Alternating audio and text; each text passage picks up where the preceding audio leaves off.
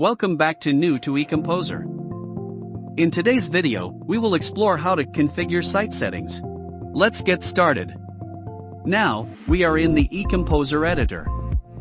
Looking the functional toolbar in the left side, you will see Site Settings function. Click on the Site Setting button.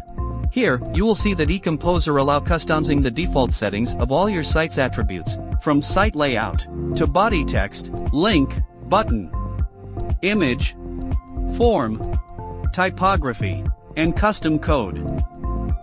To help you understand how the site settings function works, keep watching the upcoming example. Here, I'm gonna select the text element, then create 2 paragraphs. Back to the site settings. First, I adjust the color and typeface of body, then you can see default style of text changed.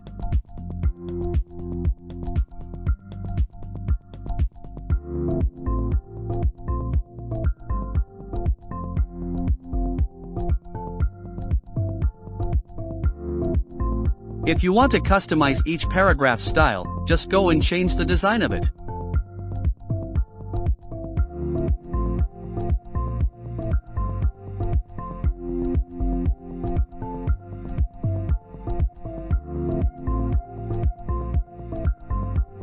You can see that the adjustment of each paragraph doesn't affect to the default settings which we have set at the Site Settings tab.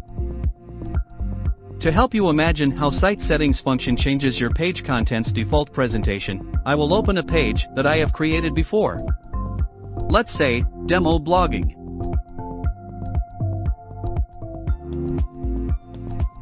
Now, looking to the Article Content Elements design setting, you can see here its typeface is Roboto, and size is 14.